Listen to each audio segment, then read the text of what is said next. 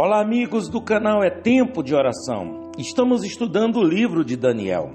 Outra demonstração de fé e coragem da parte dos amigos de Daniel. Eu gostaria do primeiro versículo a gente meditasse esse aqui. Daniel capítulo 2, versículo 49, quando diz: a pedido de Daniel, constituiu o rei a Sadraque, Mesaque e Abidnego sobre os negócios da província de Babilônia. Daniel, porém, permaneceu na corte do rei. Então nós vamos aqui para o capítulo 3, para que a gente venha ver o segredo para que nós possamos ter um espírito excelente. Olha o que aconteceu com os amigos de Daniel. Agora aqui no capítulo 3, Daniel capítulo 3. O rei Nabucodonosor fez uma imagem de ouro que tinha 60 côvados de alto e 6 de largura, de largo, e levantou-a no campo de Dura, na província da Babilônia. Então o rei Nabucodonosor mandou ajuntar os sátrapas, os prefeitos e governadores e juízes e tesoureiros, os magistrados, os conselheiros e todos os oficiais da província, para que viessem à consagração da imagem que o rei Nabucodonosor tinha levantado. Portanto, assim foi feito. Construíram a imagem. Talvez a imagem ela tivesse forma humana, embora não necessariamente uma imagem de Nabucodonosor, mas era apenas folheada a ouro e não de ouro maciço. Tinha 3 metros de altura e 3 de largura, o que provavelmente incluía o pedestral. Mandou chamar todo mundo para a consagração da imagem. Aqui no versículo 6, ainda do capítulo 3, qualquer que se não prostrar e não adorar, será no mesmo instante lançado na fornalha de fogo ardente. Esse versículo já faz a gente entender que há por trás uma especulação, que há por trás uma armação, uma perseguição aos cristãos da época, que não tinha cristão na época, mas tinha o povo de Deus fiel, como Sadraque, Mesaque e Abidnego. Mandou trazer todo tipo de instrumento, de instrumentista para tocar na cerimônia, e quando fosse dada a ordem, todos se dobrarem e adorar a imagem. E é óbvio de que o povo de Deus fiel não adoraria essa imagem, morreria, mas não adoraria. Quando a gente vem aqui para o versículo 9, veja: disseram ao rei Nabucodonosor: ó rei, vive eternamente. Tu, ó rei, baixaste um decreto pelo qual todo homem que ouvisse o som da trombeta, do pífaro, da harpa, da cítara, do saltério, da gaita de foles e de toda sorte de música se prostraria e adoraria a imagem de ouro, e qualquer que não se prostrasse e não adorasse seria lançado na fornalha de fogo ardente. Há alguns homens judeus que te constituíste sobre os negócios da província de Babilônia, Sadraque, Mesaque e Abidnego. Estes homens, ó rei, não fizeram caso de ti, a teus deuses, não servem e nem adoram a imagem de ouro que levantaste. Então aqui a gente percebe que foi uma armação, uma emboscada para os servos de Deus, os filhos de Deus. Porém, quem é de Deus está na fé e vence. Vamos lá. O rei muito se enfureceu porque eles não se encurvaram e mandaram chamar, trouxeram, falou com ele. E é muito interessante essa parte aqui quando está falando com o rei. Vamos ler. Vamos ler aqui no versículo 16, que é a resposta que ele está dando, que eles estão dando para o rei. E isso também não quer dizer que eles estão sendo insubmissos, sendo rebeldes, desobedientes, nada disso. Eles Não querem quebrar um princípio da sua fé, do mandamento de Deus, que é adorar a imagem. E eles respondem para ele, versículo 16, responderam Sadraque, Mesaque e Abednego ao rei: ó Nabucodonosor, quanto a isto, não necessitamos de te responder, porque Nabucodonosor disse: eu vou te lançar na fornalha de fogo e eu quero saber qual é o Deus que vai te livrar. Aí eles estão dizendo: quanto a isso não vamos te responder.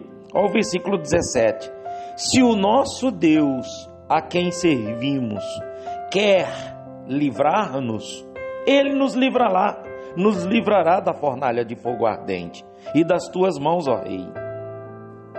Se não, quer dizer, se ele não nos livrar, se ele não vier nos livrar, fica sabendo, ó rei, que não serviremos a teus deuses e nem adoraremos a imagem de ouro que levantaste.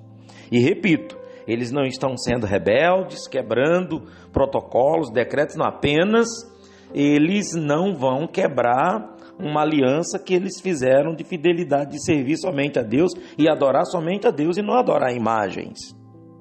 E o desfecho da história foi essa, foi lançado no fogo, e o fogo não consumia esses homens, e Nabucodonosor ele chega a dizer: nós não lançamos 3 homens, como que eu estou vendo 4 homens?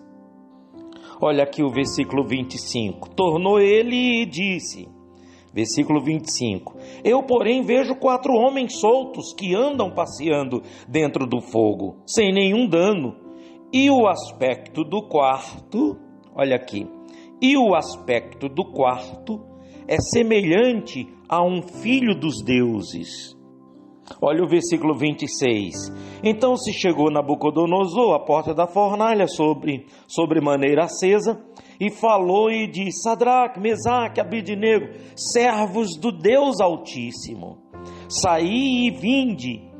Então Sadraque, Mesaque e Abednego saíram do meio do fogo. E quando se juntou todo mundo, se aproximou dele, que eles saíram, tiraram a conclusão que o fogo não teve poder sobre os seus corpos, nem foram chamuscados os cabelos da sua cabeça. Deus deu o livramento. Quer dizer, para uma pessoa ela ter um espírito excelente, ela tem que ter o Espírito de Deus, ela tem que viver pela fé, ela tem que ser muito corajosa, ela tem que confiar na promessa, na palavra de Deus, quando ele diz que não desampara os seus justos, seus fiéis, o seu povo. E aí, mais uma vez, Nabucodonosor, ele vê a manifestação do poder de Deus, mas ainda não é o suficiente para se converter, né?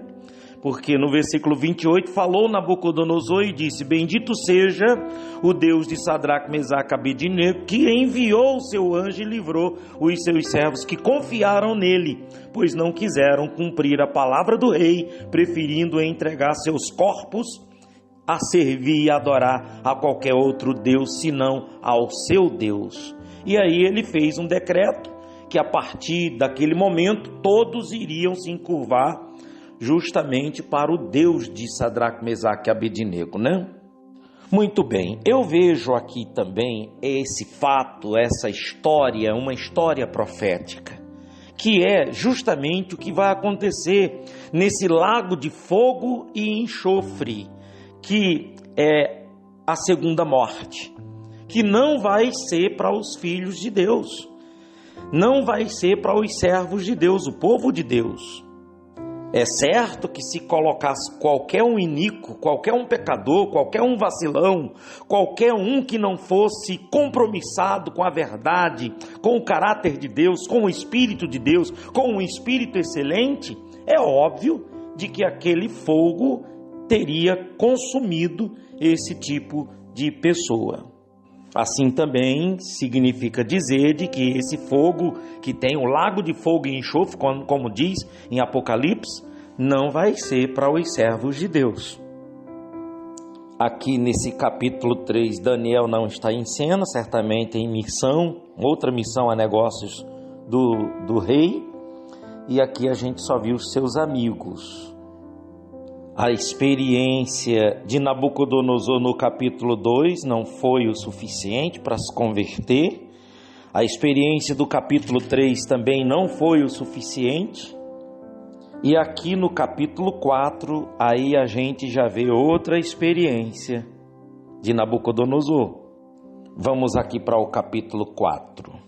O rei Nabucodonosor, a todos os povos, nações e homens de todas as línguas que habitam em toda a terra, paz vos seja multiplicada. Pareceu-me bem fazer conhecidos os sinais e maravilhas que Deus, o Altíssimo, tem feito para comigo.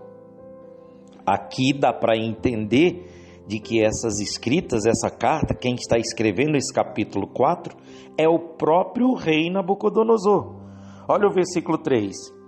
Quão grandes são os seus sinais e quão poderosas as suas maravilhas. O seu reino é reino sempiterno e o seu domínio de geração em geração. Eu, Nabucodonosor, estava tranquilo em minha casa e feliz no meu palácio. Tive um sonho que me espantou, e quando estava no meu leito, os pensamentos e as visões da minha cabeça me turbaram. E é mais uma vez de que Daniel entra em cena. E aí Daniel, ele pega e traz para o rei o que iria acontecer com ele. Por isso que seria bom você ler o capítulo todo, porque não dá para mim ler tudo, né? Você lê. Aqui no versículo 18 você vê assim: isto vi eu, rei Nabucodonosor, em sonhos. Tu, pois, ó Beltesazar, que é Daniel, né? Dize a interpretação, porquanto todos os sábios do meu reino não me puderam fazer saber a interpretação, mas tu podes, pois há em ti um espírito dos deuses santos. Diante de tudo isso que Nabucodonosor viu, sonhou, Daniel dá um conselho aqui no versículo 27, diz: portanto, ó rei, aceita o meu conselho e põe termo em teus pecados pela justiça e as tuas iniquidades, usando de misericórdia para com os pobres, e talvez se prolongue a tua tranquilidade. Porém, quando a pessoa está com o coração endurecido, não aceita, conselho, não aceita a verdade. E quando se cumpriu as palavras de Daniel dizendo que em um ano ele iria pastar como animal, e aí se cumpriu, há cerca de 7 anos que ele iria sofrer. Olha o versículo 25. Serás expulso dentre os homens, e a tua morada será com os animais no campo, e dar-te-ão comer ervas como aos bois, e serás molhado do orvalho do céu, e passar-se-á 7 tempos por cima de ti, até que reconheças ou conheças que o Altíssimo tem domínio sobre o reino dos homens e dá a quem quer. Agora, para terminar, olha o versículo 37. Quando termina tudo, e Nabucodonosor ele escreve assim: agora, pois, eu, Nabucodonosor, louvo e exalço e glorifico o Rei do céu, porque todas as suas obras são verdadeiras e os seus caminhos justos, e pode humilhar aos que andam na soberba. Ah, meus amigos, é muito forte. É uma experiência muito forte que ele teve para poder se quebrantar e ser salvo. Por isso, vamos orar? Vamos fazer a oração agora, terminando, para que Deus também tenha misericórdia de nós. Nosso Deus e nosso Pai, nós estamos em busca de um espírito excelente. A gente viu aqui no capítulo 3 essa experiência desses homens fiéis ao Senhor, que o fogo não consumia eles. A gente vê aqui no capítulo 4, quando, meu Deus, Nabucodonosor, ele teve que pastar para ser quebrantado. Senhor, tenha misericórdia de nós, que nós tenhamos um coração simples, humilde, meu Deus, e não sejamos arrogantes e prepotentes, que o nosso coração seja quebrantado ao ouvir a sua voz. Amigos, terminando esta oração, escreva aí nos comentários: Dai-me um coração quebrantado, Senhor, para ouvir a sua voz. Vamos entregar nossa vida, entregue sua vida, sua casa. Todo dia a gente faz isso. Toma, meu Deus, minha vida, minha esposa, meus filhos, meus netos, meu genro, minha nora, meu Deus, minha mãe, os pais da minha esposa, meu Deus, meus primos, sobrinhos, meu Deus, meus tios, toda a minha parentela, minha família. Todo dia, eu e essas pessoas, nós entregamos nas tuas mãos essas pessoas da nossa família, cada um entregando sua família, meu Pai. Eu entrego essas pessoas que me pedem oração, que estão com os nomes na lista aqui, nos comentários, e eu peço por esses que estão na minha lista de transmissão, de oração. Em nome de Jesus, amém. Graças a Deus. Amigos, dê um joinha aí quem não deu, se inscreva quem não é inscrito. Que Deus te abençoe e até o próximo vídeo.